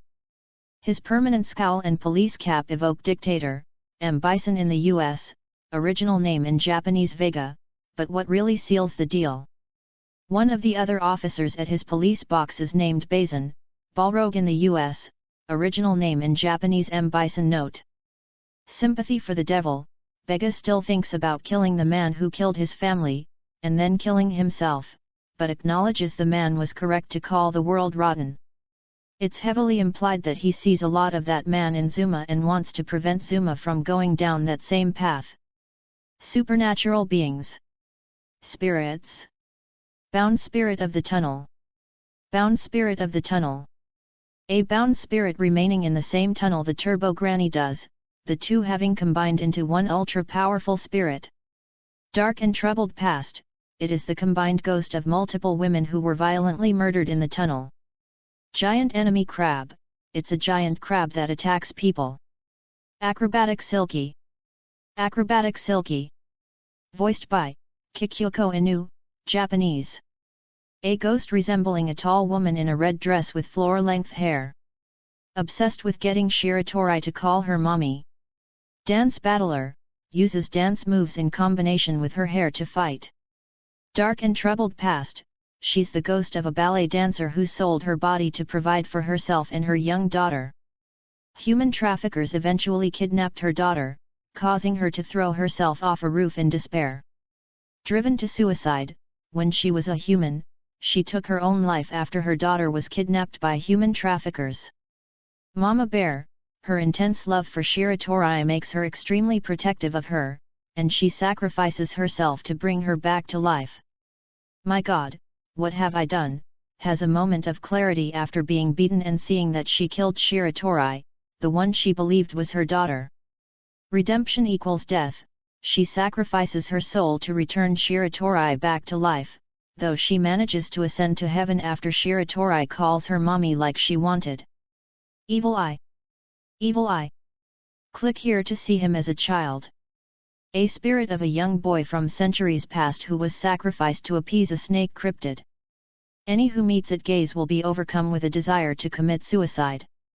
Arc villain, of the Evil Eye arc, which focuses on the main characters trying to exorcise him from Gigi's body, or at least find a way to tame him.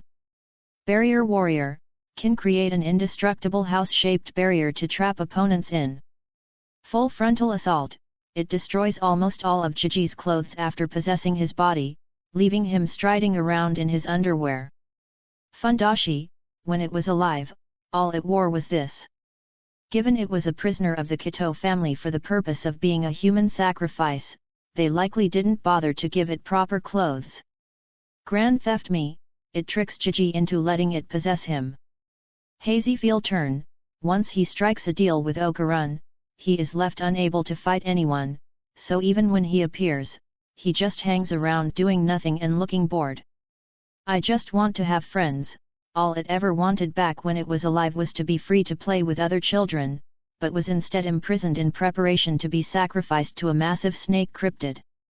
When it died and became a ghost, it tried to befriend the son of the family living in the house it haunted, only for history to repeat itself. Okarun manages to tame it by exploiting this. After some intense training, he challenges the evil eye to a fight and proves himself to be a worthy opponent. But the way the evil eye reacts to their first proper fight, it's obvious that it's now perceiving Okarun as a twisted playmate. The fun he has fighting him leads to it deciding to exclusively fight him instead of wanting to kill all humans. Kill all humans. After possessing Jiji, it reveals its goal to kill humanity. Magical eye, it has the power to induce suicidal thoughts in anyone who gazes into its eye. But when faced with the Mongolian Death Wirm's own mind rape ability, they cancel each other out, allowing Okarun and Momo to regain their senses. Psychopathic man-child, while in possession of Jiji's body, it comes across as this thanks to its genocidal hatred of humanity. It becomes even more apparent that it's still a child when it takes over Jiji's body at school and acts like a temperamental little boy that Momo has to babysit. Okarun actually contains him by simply treating him as one and saying they will only fight once a week, and only if the evil eye doesn't attack anybody else, which he does, since fighting him is enjoyable and the closest thing to playing he can do. Sadist, it relishes in beating the crap out of Okarun and fantasizes about doing the same to Momo. It's later highlighted that the evil eye is mentally still a child, and killing is really just how it understands playing. Sanity slippage. After being sacrificed to the worm cryptid, the boy that would become the evil eye tried to interact with and later save the child in the sacrificial house. Unfortunately, he failed, and his own grudge along with the despair of all the children sacrificed in the worm's name twisted him into a genocidal yokai. Third eye, it has one on its forehead when in Jiji's body. Undead child, it appears to Jiji as the young boy it once was. Used to be a sweet child, he was a young boy who dreamed of having friends, but was raised for the express purpose of being sacrificed to the snake god. Once returning as a ghost, he just wanted to befriend the child of the house's family and even tries to save him from being sacrificed. Alas, the rage against the Kito family turned him into a monster. Younger than they look, his yokai form looks like a distended, middle-aged man. Tragically, he wasn't quite that old when he was killed. Tulpa. Tulpa. A spirit created from the collective fear of the music class students and taking the form of 6 famous musicians throughout history. Berserk button, in order to summon the Tulpa, one must play the music room piano badly at night. At which point, the Tulpa appears and attacks the offender. Musical assassin, having taken the form of 6 famous musicians, the Tulpa is capable of many music-based attacks like exploding music notes. Reality warper, the Tulpa's surroundings change according to what it plays, such as creating a paddy field to slow down Okarun and Aira enough for their attacks to hit. Tulpa, invoked in the whole definition of the concept. It also has aspects of a fighting spirit. Slit-mouthed woman. Slit-mouthed woman / Raiko Kashima. Click here to see her without makeup. A yokai living in an abandoned site in the city. She asks people if she looks beautiful and attack those that hurt her pride in her looks. Abled in the adaptation, unlike the original Raiko Kashima, Dandadan's iteration of the character still has her lower half of her body, primarily because she's more closely based on the slit-mouthed woman herself rather than Raiko. Though a brief flashback to her past shows her having lost her legs when the bombs struck Tokyo during World War II. Adaptational attractiveness, without her makeup, she becomes even more good-looking than her urban legend counterpart, as she doesn't have the slit mouth. Adaptational badass, the legend usually portrays the yokai as an urban legend whose powers are limited to appearing suddenly, and disfiguring or killing a single person at a time. As portrayed here, Raiko Kashima is described as the strongest yokai known, and besides having a ton of powers the original legend never mentions, capacity to hypnotize others into acting as proxies, trapping things inside her mirror, and using reflective surfaces to teleport and attack, she is powerful enough to single-handedly stop an alien invasion. Adaptational ugliness, the slit-mouthed woman is generally portrayed as looking beautiful with the exception of her immensely deformed mouth. Here, the mouth is still deformed, but now she as a whole looks pretty worse for wears, with gangly limbs, disproportionate body, and terrible, kiss-like makeup. Composite character, she is a mix of 3 female figures from popular Japanese urban legends. She has the namesake of Reiko Kashima, sometimes also known as Teek Teek, and lost her legs due to tragic circumstances similarly to her in her backstory. She has the main appearance, legend, berserk button, and title of the slit-mouthed woman. And she has the height, white dress, alternate beautiful appearance, and modus operandi, her relentless pursuit of her young targets/victims until their death, of the Hakishakusama or 8-foot-tall woman. Cosmetic catastrophe. As it turns out, her usual nightmare face is actually the result of a heavy layer of badly applied makeup. When she briefly decides to go without it in the final chapter of her arc, we see that her real face is downright gorgeous. Curb stomp battle. She wipes out the entire space globalist invasion force in seconds with her mirror shenanigans and a big ol' fist. Dark and troubled past. It's heavily implied that she was a civilian caught in the Tokyo bombing raids during World War II. I just want to be loved.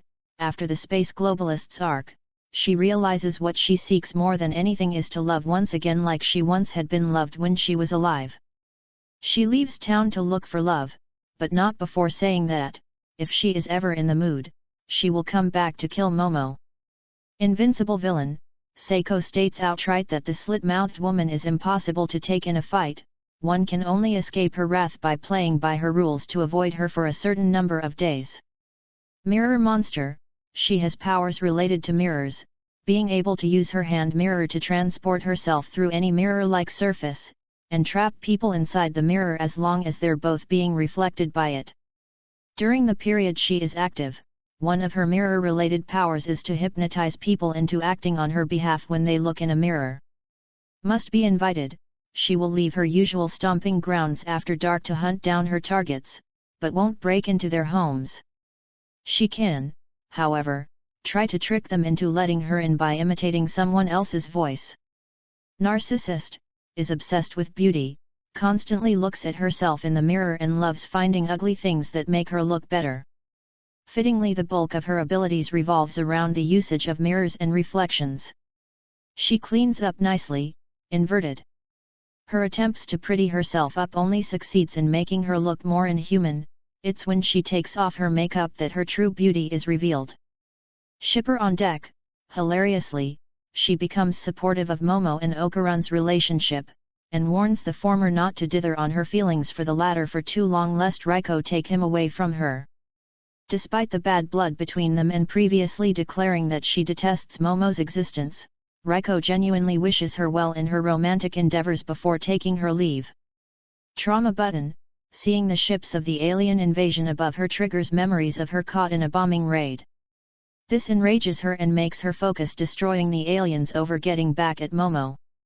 The unfought. Upon seeing Okuran protect Momo, she remembers her own love when young and decides to let go of her rivalry and leaves Momo behind. Villainous rescue. She appears right when a fleet of alien ships invade Earth, making Momo fall to her knees in despair at the sheer hopelessness of the situation. However, the sight of the alien ships in the sky triggers traumatic memories in the slit-mouthed woman and makes her focus on getting rid of them instead of Momo. Voice changeling.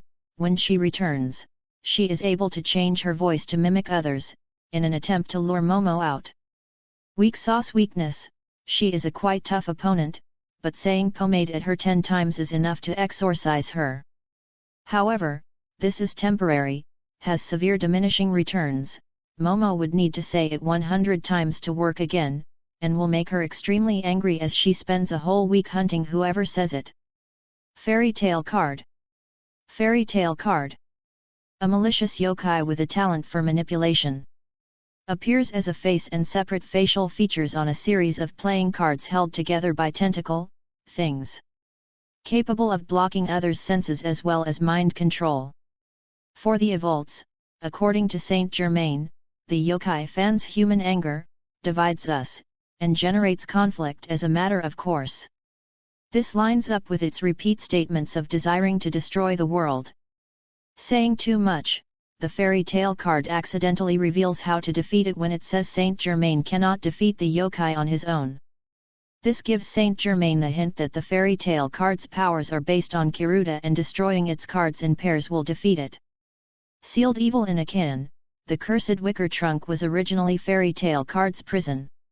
Over time, the yokai learned to manipulate the interior to create the haunted diorama board game with the hope of tricking captive players into breaking its seal. It worked. Small role, big impact.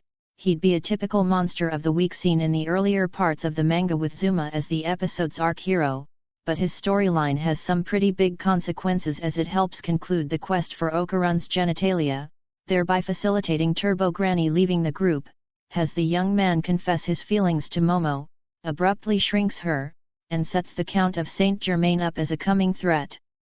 Aliens. The Serpoians. The Serpoians. Click here to see their disguised form. Voiced by Kazuya Nakai, Japanese, Ben Diskin, English, Armando Coria/Miguel Angel Ruiz/Daphnis Fernandez, Latin American Spanish.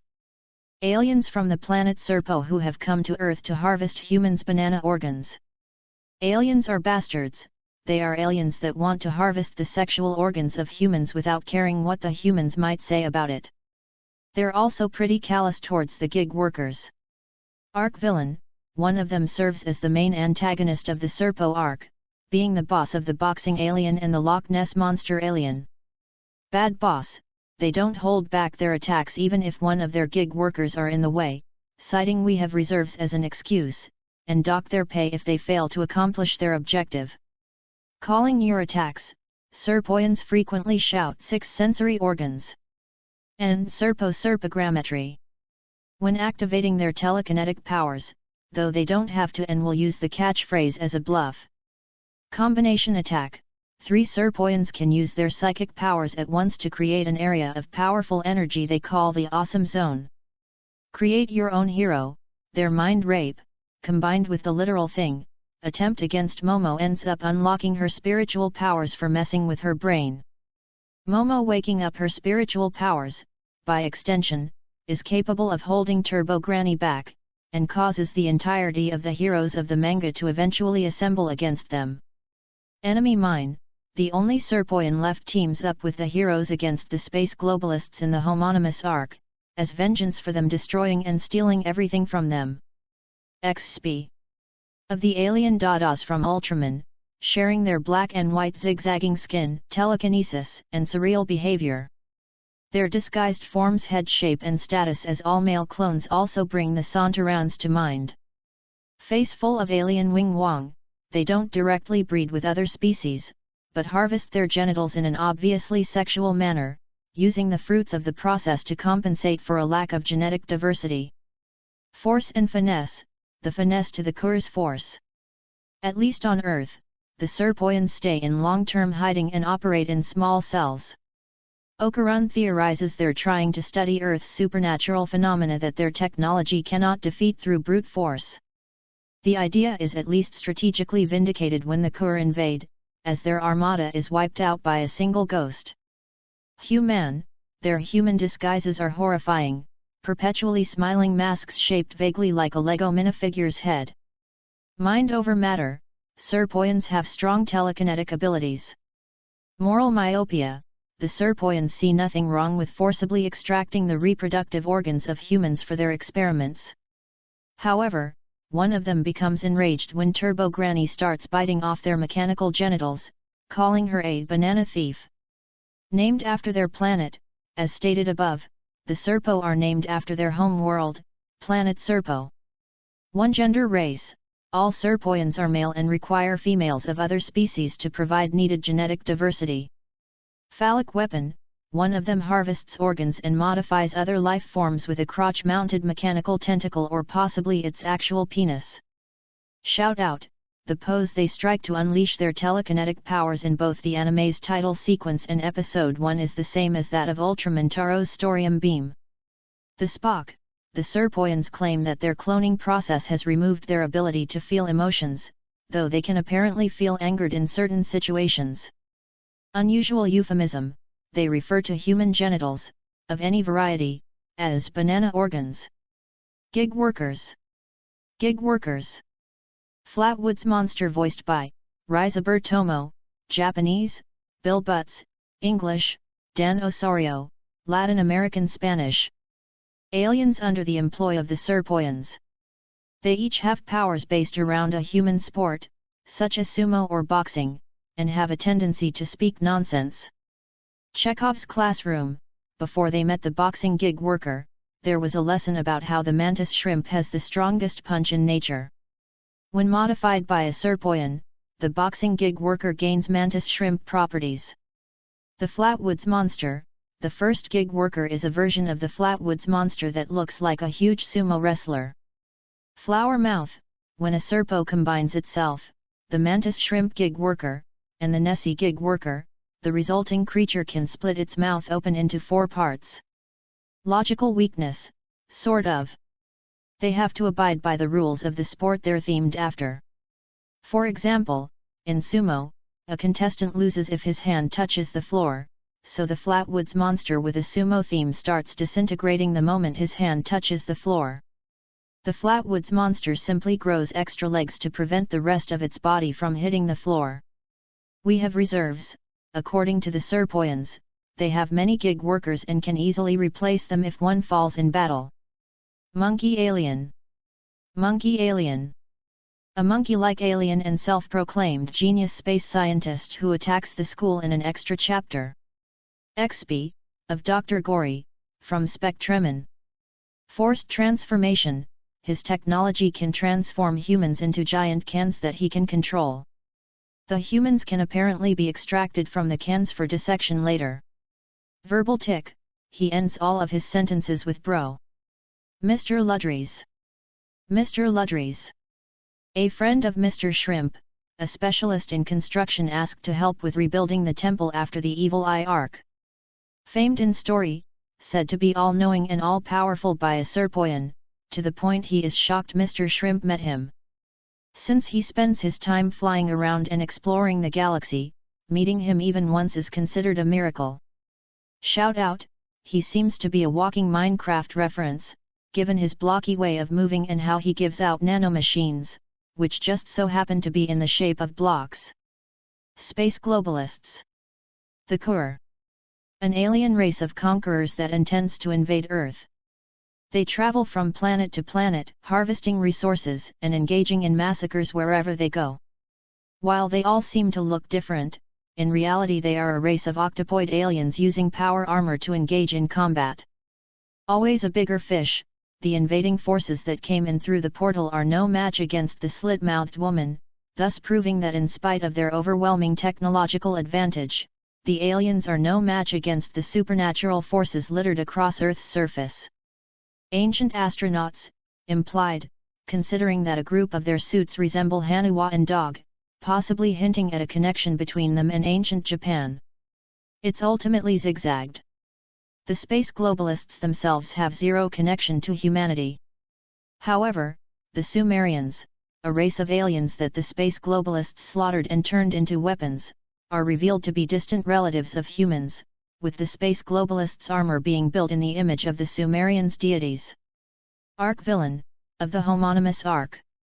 Big creepy crawlies, one of them uses armor shaped like a massive praying mantis with laser blade claws. It can mode switch into a water beetle form where it's even stronger and use venom. Expressive mask, the eyes on the leader's armor become slightly wider when Momo tricks him into warping her to his pocket dimension, allowing her to negate his spatial manipulation. XP, of the Martians from the War of the Worlds, 1898. The Kur are a race of space conquerors who pilot around mechas for combat. However, once they're actually outside of their suits, they're fragile squids who can't survive for more than a few hours in Earth's atmosphere. Force and finesse, the force to the Serpoians' finesse. The Kur already have an armada set up to invade, their advance party is just a means to get it there. This proves their undoing, as the Kur discover what the Serpoians already knew: the Earth is full of spirits whose abilities can overcome any amount of physical force. Man-Child, the unnamed leader of the Kur's advance party, is very petty and childish, throwing a tantrum when Momo destroys his suit and referring to it as his thingy.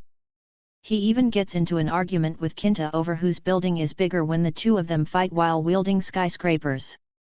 Meaningless villain victory.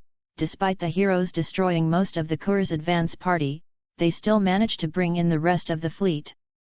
Raiko then demonstrates why Earth has survived contact from hostile aliens by quickly destroying the armada single-handedly. Octopoid aliens, they look like cephalopods when removed from their armor. Organic technology, while their mech suits seem entirely mechanical, the mobile weapons factory that produces them, Big Mama, is a living thing that eats people and excretes mechs. No name given, we've yet to hear what they call themselves. Rokuro describes them as space globalist, while the Serpoians collectively decide to call them the Kur. Planet looters, they invade other planets to harvest the inhabitants to make into weapons. Current target, Earth. Previous target, the Sumerian planet Vamola escaped from.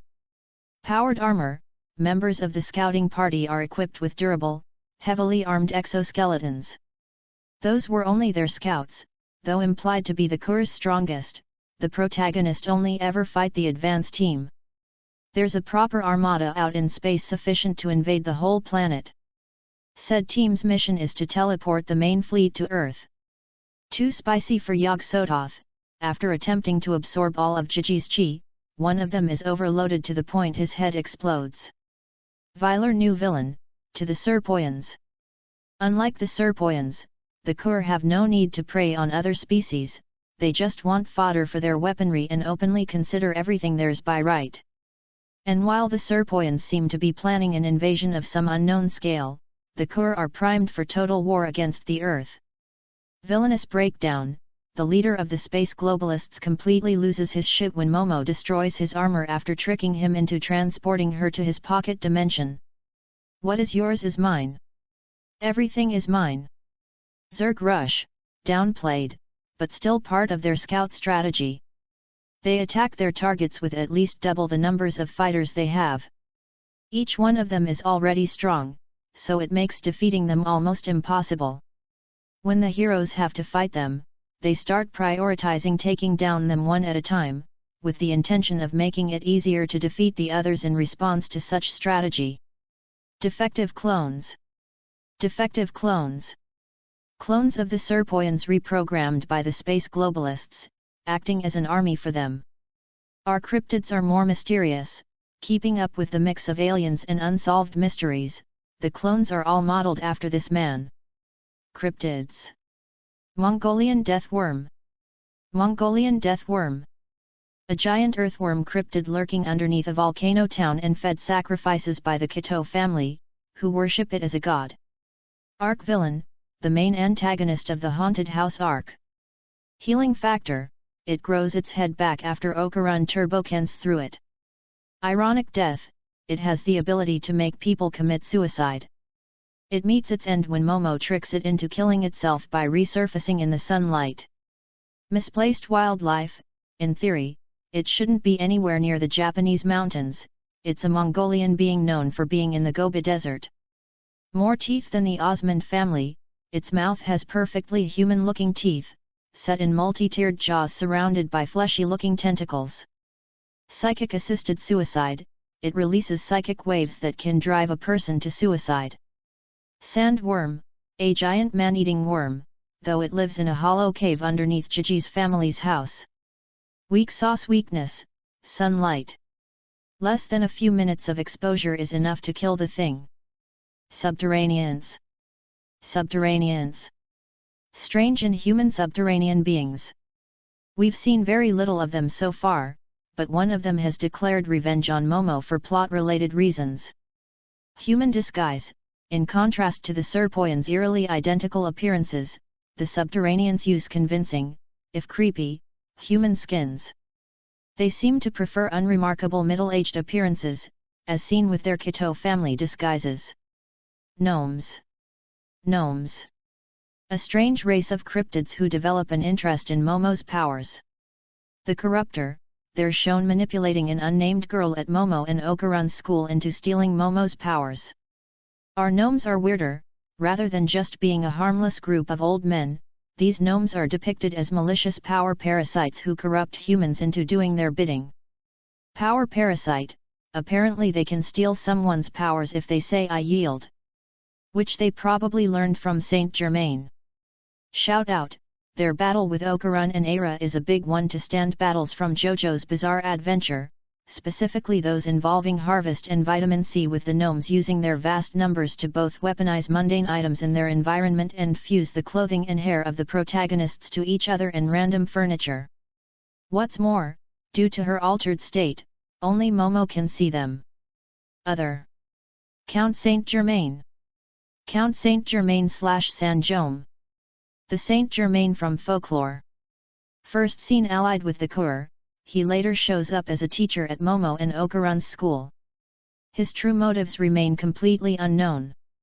The Ageless, he has the appearance of a young man, but he's been alive since at least the 18th century. Turbo Granny of all people outright refers to him as a geezer. Ambiguously evil, he seems to be allied with the space globalists, who want to take over Earth. He's also shown giving up his seat to an old lady on the subway, making his actual morality pretty unclear. Awesomeness by analysis, he swiftly deduces that the fairy tale card yokai's Achilles heel is getting 2 of its body part card destroyed simultaneously, simply from knowing the way that Kiruda cards are meant to be played and how the yokai mocked him that he could never defeat him on his own. Backstory Invader, he is capable of manipulating his surroundings so people will think that he is just another teacher who has been teaching at the school for a while, even though he just appeared one day. Blind Weapon Master, the fairy tale card yokai uses its powers to remove his eyes, leaving him blind. He demonstrates himself to be a skilled enough fighter that it barely phases him, even able to use a double jump ability in midair to dodge without losing any spatial awareness of the combat tentacles flailing around him. Combo Platter Powers, thanks to his powers as programs ability and him having made use of his extended time alive to accumulate many such powers, he evidently has the ability to summon and utilize many different types of yokai abilities for his own use, such as a double jump and an absurdly sharp blade slice that chops clean through one of the fairy tale card's face cards. The brief look inside his waistcoat of style shows he has about 22 different stored vials in one side of the jacket, with more implied. Devious Daggers, steals powers through the use of deadly, supernatural letter openers. Identity Giveaway, he has noticeable Tsurim eyes, which makes it clear to the audience he's the one serving as Zuma's mysterious backer.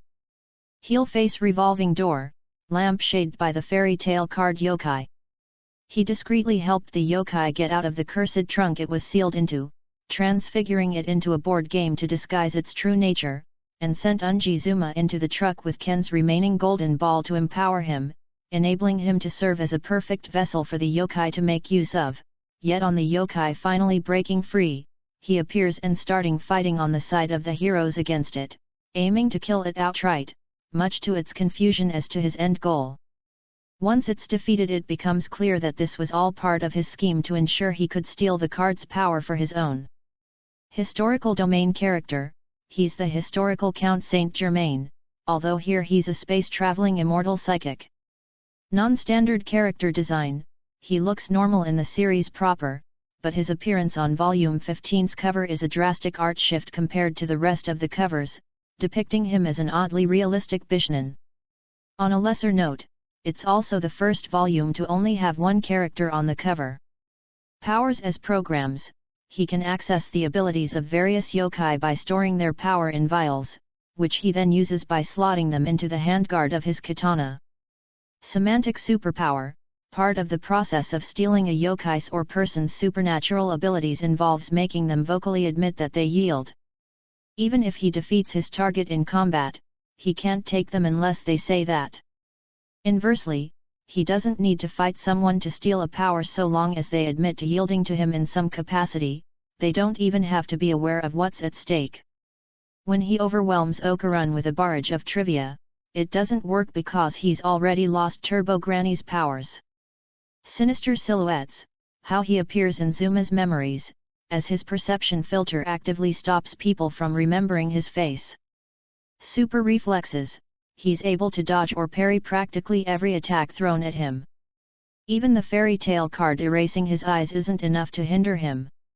Totally radical, his attempts to blend in as a schoolteacher result in him speaking in a strange dialect, the same energy as an older man trying to fit in a group of teenagers.